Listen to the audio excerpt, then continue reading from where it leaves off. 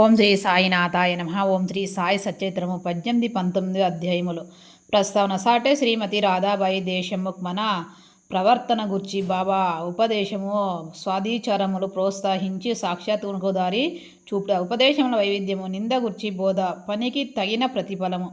గత 2 అధ్యాయంలో బ్రహ్మజనము నవలించుట ఒక ధనుకుని బాబా ఎట్లు ఆదరించెనో హేమత్ పంతు వర్ణించెను. రాబోయే 2 అధ్యాయములలో హేమత్ పంతును బాబా ఎట్లు ఆమోదించి ఆస్వాదించిన బాబా ఎట్లు తమ భక్తులతో మంచి ఆలోచనను ప్రేరేపించి మోక్షమునకు మార్గు చూపుచుండెనో, అత్యున్నతి గుర్చి, పరినింద గుర్చి, ఇతరులను కష్టమునకు ఇవ్వవలసిన ప్రతిఫలమును గుర్చి బాబా వారి ప్రబోధములు ఎట్టివో వర్ణింతుము. ప్రస్తావన. సద్గురు మొట్టమొదట తన శిష్యులను యోగ్యతను కనిపెట్టి వారికి మనస్సును కలత చెందకుండా తగిన బోధనలు చేసి తుదుకు వారి లక్ష్యమైన ఆత్మ సాక్షాత్తునకు దారి చూపును విషయం అందరికీ తెలిసినదే. ఈ విషయంలో సద్గురు బోధించిన దానిని ఇతరులకు వెల్లడి చేయరాదని కొందరు అనేదారు. ఇట్లు గురువును బోధించిన దానిని వెల్లడి చేసినచో ఆ బోధనలు నిష్కయోజములు కానీ వారి ఆలోచన ఇది సరైనది కాదు. సద్గురు వర్షాకాలపు మేఘము లాంటి వారు. వారి తమ అమృతము తుల్యమైన బోధనలు పుష్కలముగా విశాల ప్రదేశములందు కురిపించెదరు. వానిని మనం అనుభవించి హృదయమునకు సంతృప్తికరముగా జీర్ణించుకొని పిమ్మట నిస్సంకోచముగా ఇతరులకు మేల కొరకు వెల్లడి చేయవలెను. ఇది వరకు మన జాగ్రత్త వశంలోనే గాక స్వప్నవశంలో కూడా తెలియజేయ విషయములకు వర్తించును. తన స్వప్నమునందు గణిక రామరక్ష స్తోత్రము అను బుధు కౌశిక ఋషి ప్రచురించిన ఉదాహరణమునకు నిచ్చట స్మరించవలెను. ప్రేమగల తల్లి గుణమిచ్చు చేదైన ఔషధములను బిడ్డకు మేల కొరకే బలవంతముగా గుంతలోనికి త్రోయినట్లు ఆధ్యాత్మిక విషయములను బాబా తన భక్తులకు బోధించేవారు. వారి మార్గం రహస్యమైనది కాదు, అది బహిరంగమైనది. వారి బోధనలో అనుసరించిన భక్తులు ధ్యేయము నెరవేరేది. సాయిబాబా వంటి సద్గులు మన జ్ఞాన నేత్రమును తెరిపించి ఆత్మ యొక్క దైవీ సౌందర్యమును చూపి మన కోరికలను నెరవేర్చెదరు. ఇది జరిగిన పిమ్మట మన ఇంద్రియ విషయ వాంఛనములు నిష్క్రమించి వివేక వైరోగ్యమును జంట ఫలము చేతకి వచ్చును. నిద్రలో కూడా ఆత్మజ్ఞానం మొలకెత్తును.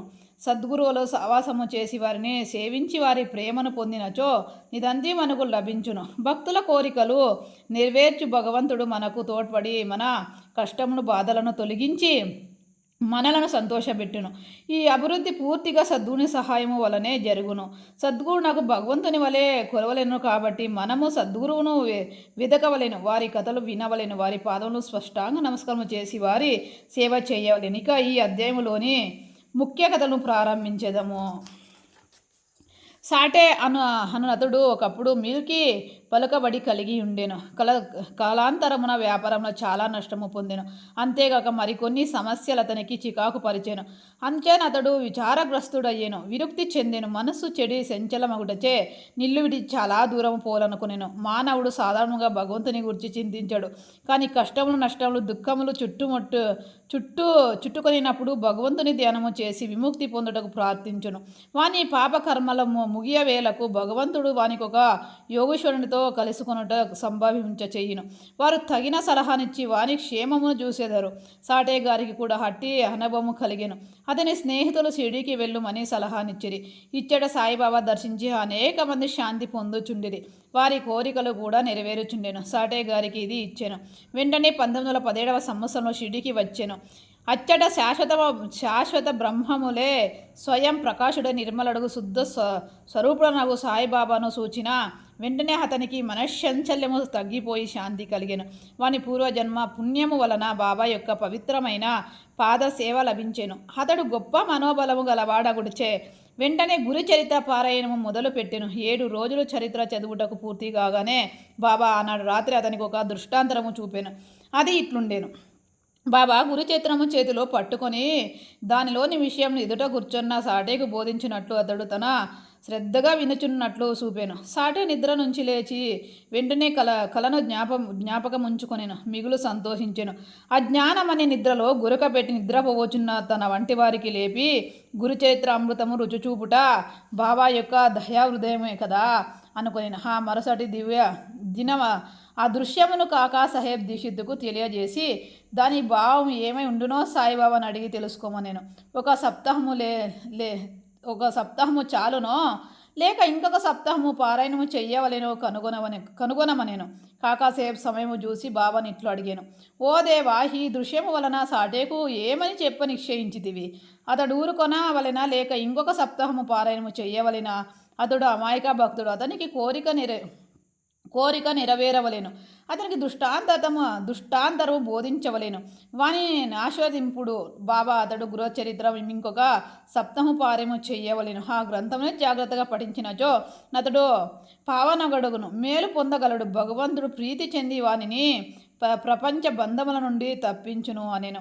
ఆ సమయమున హేమత్ పంత్ అచ్చట నుండి బాబా కాళ్ళ నొత్తుచుండెను. బాబా పలుకలు విని అతడు తన మనసులోని ఇట్లా అనుకునేను. సాటే యొక్క వారమే పారాయణము చేసి ఫలితము పొందేనా? నేను 40 సంవత్సరాల నుంచి పారాయణము చేయుచున్నాను, కానీ నాకు ఫలితము లేదు కదా. అతడు ఇక్కడ 7 దినములు మాత్రమే నివసించాను. నేను ఒక 7 సంవత్సరాల నుంచి ఉన్నాను. నా ప్రయత్నములు నిష్ఫలమా? ఏమి చెతక పరీక్ష? మేఘము నుంచి పడు నీటి బిందువుకై కనిపెట్టుకొని ఉన్నట్టు నేను కూడా బాబాను తమ హృదయమును నాపై వర్షించేదరని వారి బోధనలచే నన్ను ఆశ్రయించేదని కనిపెట్టుకొని ఉన్నాను. ఈ ఆలోచనలు వాని మనసులోని మొదలిన వెంటనే బాబా దాన్ని గ్రహించాను. భక్తుల మనసులోని నుండేను ఆలోచనలు అన్నీ బాబా గ్రహించేటివారు. అంతేకాక చెడ్డ ఆలోచనలను అనచుచు మంచి ఆలోచనలను ప్రోత్సహించువారు. హేమత్ పంత్ మనసులోని కనిపెట్టిన బాబా వాణిని వెంటనే లేపి శ్యామా వద్దకు పోయి అతని వద్ద 15 రూపాయలు దక్షిణ తీసుకోమని అతనితో కొంతసేపు మాట్లాడిన పిమ్మట రమ్మనెను. బాబా మనసున కరుణోధ్యయమయ్యను. కానీ వారినట్ల ఆజ్ఞాపించిరి. బాబా ఆజ్ఞను జవదాటగల వారివరు. హేమత్ పంత్ వెంటనే మసీదు విడిచి శ్యామా గృహమునకు పోయెను. అప్పుడే అతడు స్నానము చేసి దోవతి కట్టుకొని ఉంచెను. అతడు బయటకు వచ్చి హేమత్ పంత్ని ఇట్లా అడిగాను. మధ్యాహ్న హారతి సమయమందు మీరిక్కడ ఎలా ఉన్నారు? మీరు మసీదు నుంచి వచ్చుచున్నట్లున్నదే. మీరెలా చికాకులో చంచలముగానున్నారు? మీరొంటరిగా వచ్చినారెలా? కొంతసేపు కూర్చొని విశ్రాంతి చెందుడు. నా పూజను ముగించి వచ్చేదను. ఈలోగా తాంబూలము వేసుకొనుడు. పిమ్మట ఆనందంగా కొంతసేపు కూర్చొని మాట్లాడుకొనేదను. ఇట్లనుచు అతడు లోపలికి పోయెను. హేమత్ పంత్ ముందర వరసాలో కూర్చొనెను. కిటికీలో ఏకనాథ్ భాగవతము ప్రసిద్ధ మరాఠీ గ్రంథం ఉండెను. ఇది భాగవతంలోని ఏకదశాత్కతమందు ఏకనాథుడు వ్రాసిన వాక్యములను సాయిబాబా సిఫారసు చేయుటచే బాపూసాహెబ్ దీక్షిత్ శ్రీకృష్ణకు అర్జునకు జరిగిన సంభాషణ రూపమైన భగవద్గీత, దాని మరాఠీ వాక్యమైన భావార్థ దీపిక, జ్ఞానేశ్వరి శ్రీకృష్ణునకు అతని సేవకుడగు ఉద్ధవునకు జరిగిన సంభాషణ రూపమైన ఏకనాథ భగవతం మరియు భావార్థ రామాయణం నిత్యము సిడిలో చదువుచుండేడివాడు. భక్తులు వచ్చి బాబాను ఏదైనా ప్రశ్న వేసినప్పుడు బాబా కొంతవరకు జవాబిచ్చి అటుపైన వాని ఆ గ్రంథమును పారాయణము వినుమని పంపుచుండెను. ఈ గ్రంథములే భాగవత ధర్మములోని ముఖ్య గ్రంథములు. భక్తులు బాబా జ్ఞానుసారము సస్తాంగములకు పోయి ఆ గ్రంథములు వినున్నప్పుడు వారి ప్రశ్నలకు సంతృప్తికరమైన సమాధానం లభించుచుండెను. హేమత్ పంత్ కూడా నిత్యం ఏకనాథ భగవతం పారాయణము చేయువాడు. హేమత్ పంత్ ఆ దినము తను నిత్యము చదువు గ్రంథమును పూర్తి కాకయే కొందరు భక్తులతో కలిసి మసీదుకు పోయాను. శ్యామ ఇంటి కిటికీలోనున్న ఏకనాథ్ భాగవతము తీయగా అతను ఆనాడు పూర్తి చేయాల్సిన భాగం వద్దనే పుస్తకము తెరుచుకొనేను.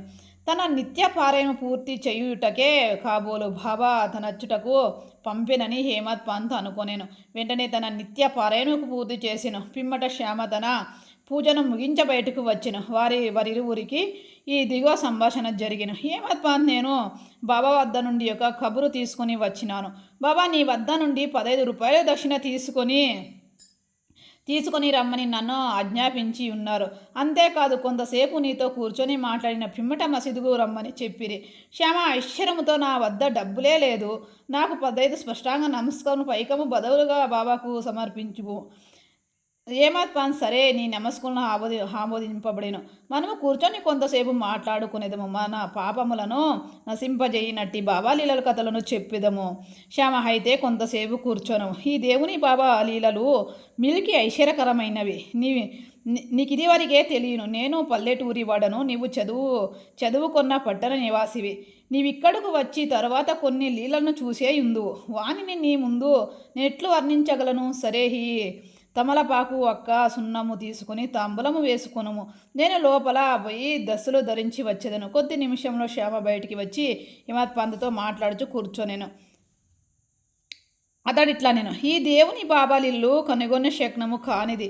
వారి లీలకు హంత లేదు. వారిని ఎవ్వరూ గమనించగలరు. వారి లీలతో వినోదించు నట్లకు పడినాను. వారు కానీ నంటినట్లు కనిపించరు. మా వంటి జానపదులకేమి తెలియను. బాబాయే ఈ కథను ఎందుకు చెప్పరాదు? నీ వంటి పండితుల నా వంటి పరముని వద్ద కేవలం పంపుచున్నారు. వారి మార్గం ఊహింపరానివి. అవి మనలను చేష్టల కలవని చెప్పగలదు. ఈ ఉపోద్ఘాతంలో శ్యామ ఇట్లా నేను నాకు ఒక కథ జ్ఞాపకము వచ్చుచున్నది. ఇది నీకు చెప్పేదను. నాకు అది స్వయముగా తెలియను. భక్తుడు ఎంత మనోనిశ్చయముతో పట్టుదలతోనున్నాడో బాబా అంత త్వరగా వానిని సహాయపడును.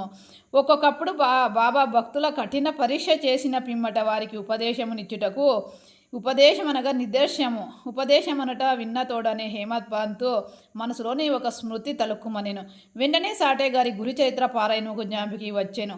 తన మనసునకు శాంతి కలిగించు నిమిత్తం బాబా తన నచ్చుట పంపినాడు అనుకొనేను. అప్పటికి ఈ భావము ననచుకొని శ్యామ చెప్పు కథలను వింటకు సిద్ధపడాను. ఈ కథలన్నీ బాబా తన భక్తులందిట్టి దయా దక్షిణములు గలవో తెలుపును. వానిని వినగా హేమత్ పంత్కు ఒక విధమైన సంతోషము కలిగాను. శ్యామ ఈ దిగువ కథను చెప్పదొడిగాను.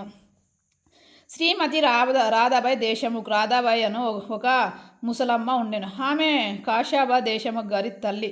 బాబా ప్రఖ్యాతి విని ఆమె సంగనేరు గ్రామంలో ప్రజలతో కలిసి సిడీకి వచ్చాను. బాబాను దర్శించి మీల్కి సంతృప్తి చెందెను. ఆమె బాబాను గాఢముగా ప్రేమించెను. బాబాను తన గురువుగా చేసుకుని ఏదైనా ఉపదేశమును పొందలేనని మనోనిశ్చయము చేసుకునేను. ఆమెకి ఇంకేమీ తెలియకుండాను. బాబా ఆమె సంకల్పం ఆమోదించక తనకు మంత్రోపదేశము చెయ్యని మంత్రోపదేశము చెయ్యనిచో ఉపవాసం ఉండి చచ్చేదనని మనోనిశ్చయము చేసుకునేను. ఆమె తన భాషలోనే ఇండి భోజనము నీరు మానివేసాను. ఇట్లో 3 రోజులు గడిచెను. ఆమె పట్టుదలకు నేను చాలా భయపడి ఆమె పక్షమున బాబాతో ఇట్లాంటిని, దేవా మీరేమి ప్రారంభించితిరి? నీ అనేక మంది నిచ్చుటకు ఈడ్చెదవు. ఈ ముదుసలిని నీ వెరిగే ఉందువు. ఆమెకి మిల్కి పట్టుదలగలది. ఆమె నీపైన ఆధారపడి ఉన్నది.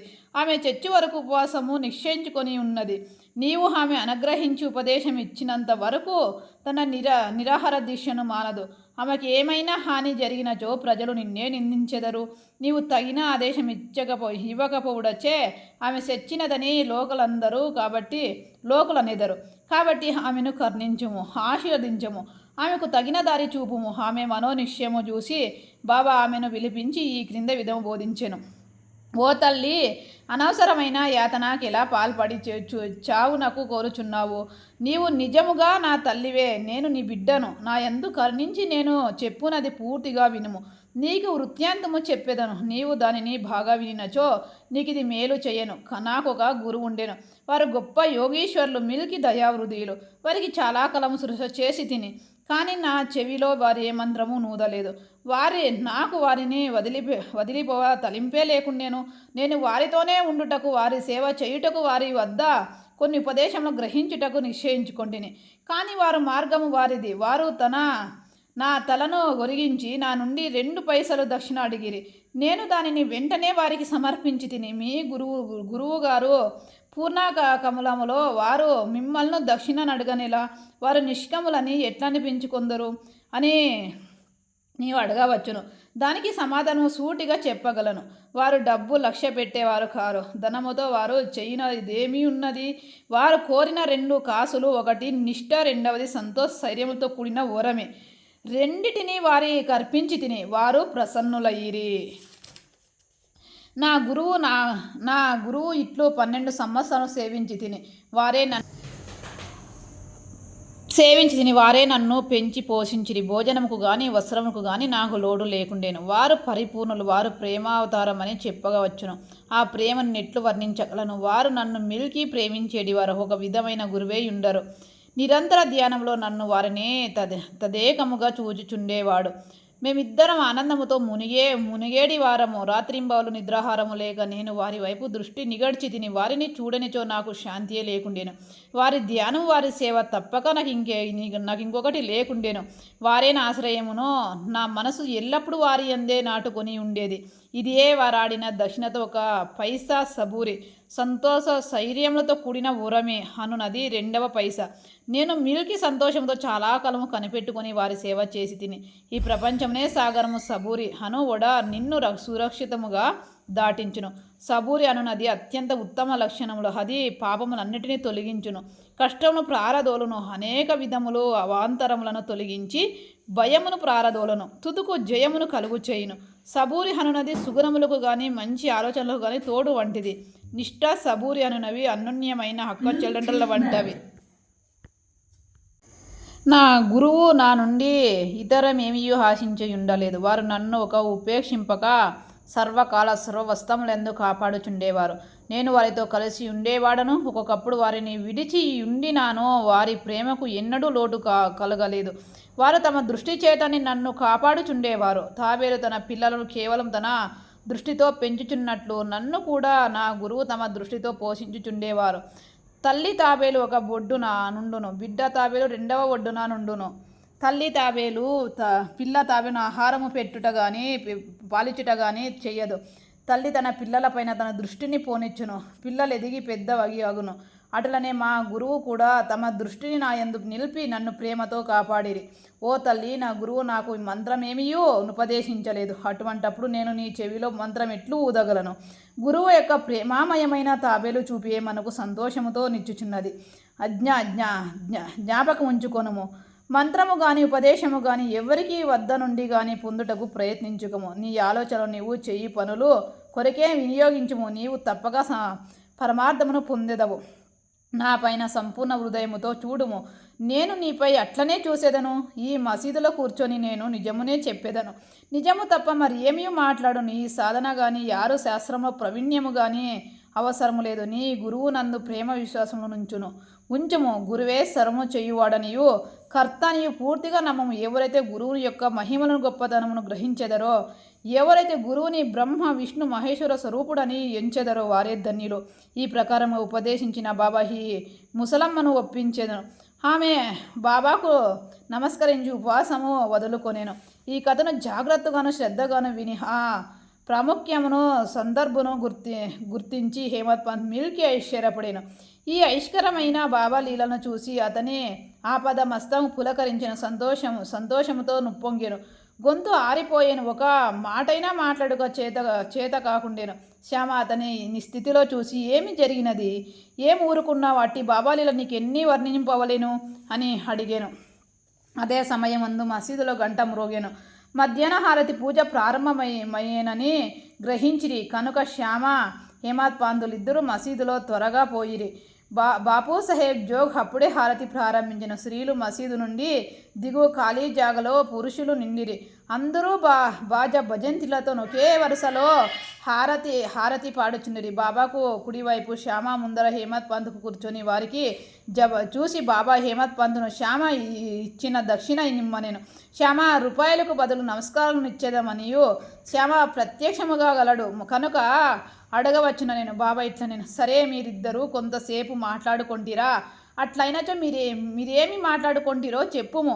గంటల చప్పుడు మధ్యములు శబ్దములు పాటలు ధ్వనిని లెక్కించక హేమత్ పంత్ బాబాను జరిగినదంతయు చెప్పుటకు ఆతురతపడేను. తమ ముచ్చటించుకునేదంతయు తనకు చాలా ఆనందముతో కలుగు చేసినదనియు, ముఖ్యముగా ముసలమ్మ కథ మిల్కి ఐశ్వర్యము కలుగు చేసినదనియు, దానిని విని బాబా లీలలో అగోచరములనియు తెలుసుకొంటిని. ఆ కథ రూపముతో తన్నను బాబా ఆస్వాదించి హేమత్ పంత్ చెప్పాను. అప్పుడు బాబా కథ చాలా అద్భుతమైనది, నీవెట్లా ఆనందించితివి, నాకు ఆ విషయం వివరణలు అన్నీ చెప్పుము అని అప్పుడు బాబా అడిగిరి. అప్పుడు హేమత్ పంత్ తనకి ఇంతకు ముందు విన్న కథను పూర్తిగా బాబాను వినిపించి అది తన మనమునందు శాశ్వత ప్రభావమును కలిగించెదరని చెప్పాను. ఇది విని బాబా మిగులు సంతోషించెను. ఆ కథ మీకు నచ్చినదా, దాని ప్రాముఖ్యము నీవు గుర్తించితివా అని బాబా హేమత్ పంత్ నాకు ఆ విషయమైన వివరములన్నీ చెప్పుమా అనిరి. అప్పుడు హేమత్ పంత్ తను ఇంతకు ముందు విన్న కథలను పూర్తిగా బాబాకు వినిపించి అది తన మనమునందు శాశ్వత ప్రభావమును కలిగించినదని చెప్పాను. ఇది విని బాబా మిగులు సంతోషించాను. ఆ కథ నీకు నచ్చినదా? దాని ప్రాముఖ్యమును నీవు గుర్తించితివా అని బాబా హేమత్ పంత్ను అడిగాను. అవును బాబా, నా మనస్సంచల్యము నిష్క్రమించినది. నాకు నిజమైన శాంతి విశ్రాంతి కలిగినది. సత్య మార్గమును కనుగొనగలిగి తిని అని హేమత్ పంత్ బదలిచ్చాను. బాబా ఇట్లు జవాబిచ్చాను. నా పద్ధతి మిల్కి విశిష్టమైనది. ఈ ఒక్క కథను జ్ఞాపకముంచుకొనుము, అది మిల్కి ఉపయోగించును. ఆత్మ సాక్షాత్తునకు ధ్యానం అవసరము. దాన్ని అలవరుచుకున్నచో వృత్తులన్నీ శాంతించును. కోరికలన్నీ విడిచి నిష్కమి వైపు నీవు సమస్త జీవరాశి అందుగల భగవంతుని ధ్యానింపుడు. మనసు ఏకాగ్రమైనచో లక్ష్యము నెరవేరును. సదా నా నిరాకర స్వభావము ధ్యానింపుడు. అదియే జ్ఞానస్వరూపము, చైతన్యము, ఆనందము మీరిది చెయ్యలేనిది. రాత్రింబగళ్ళు మీరు చూసుచున్న నా ఈ ఆకారము ధ్యానించుడు. అట్లు కొన్నాళ్ళు చేయగా నీ వృత్తులు కేంద్రీకృతమగును. ధ్యాత, ధ్యానము, ధ్యేయము అను మూడింటికి గల భేదము పోయి ధ్యానించువాడు చైతన్యముతో నైక్యమై బ్రహ్మముతో అభిన్నమగును. తల్లి తాబేలు నది ఒక ఒడ్డున యుండును, తన పిల్ల తాబేలు ఇంకొక ఒడ్డునండును. తల్లి వానికి పాలిచ్చు గాని పొదుగుతుంట గాని చెయ్యదు. దాని చూపు మాత్రమే వానికి జీవశక్తినిచ్చుచున్నది. చిన్న తాబేలు ఏమీ చేయక తల్లిని జ్ఞాపించుకొనుము. తల్లి తాబేలు చూపు చిన్నవానిని అమృతధార వలె పనిచేయును. అదే వాని బ్రతుకునకు సంతోషమునకు ఆధారము. గురువునకు శిష్యునకు గల సంబంధం ఇట్టిదే. బాబా ఆ మాటలు పూర్తి చేయసరికి హారతి పూర్తి అయ్యను. అందరూ శ్రీ సచ్చిదానంద సమర్థ సద్గురు సాయినాథ్ మహారాజుకి జై అని జయ జయ ధ్వనములు చేసిరి. ఓ ప్రియ పాఠకులారా, ఈ సమయమందు మనము కూడా మసీదులోని జన సమూహములో కలిసి ఇట్లున్నట్లు భావించి మనము కూడా జయ జయ ధ్వానములు పాల్గొందము. హారతి పూర్తి కాగానే ప్రసాదము పంచిపెట్టిరి. బాబాకు నమస్కరించి బాబుసాహెబ్ జోగ్ బాబా చేతిలో కలకండ ముక్కను పెట్టిన. బాబా దానిని నంతను హేమత్ పంత్ చేతిలో పెట్టి ఇట్లనే, ఈ కథను నీవు మనసుకు పట్టించుకొని జ్ఞాపించుకొనచో నీ స్థితి కలకండవలె తీయగా నుండును. నీ కోరికలన్నీ నెరవేరును. నీవు సుఖముగా నుందువు. హేమత్ పంత్ బాబాకు స్పష్టాంగ నమస్కారం చేసి ఇటు ఎల్లప్పుడూ నన్ను అనుగ్రహించుము, ఆస్వాదించము, కాపాడుము అని ప్రార్థించాను. అందులకు బాబా ఇట్లు జవాబిచ్చాను. ఈ కథను వినుము, దీనిని మనము చేయుము, నిధి ధ్యాసమును చేయుము. అట్లయినచో నీవు భగవంతుని ఎల్లప్పుడూ జ్ఞాపించుకొని ధ్యానించదువు. భగవంతుడు నీ అందు.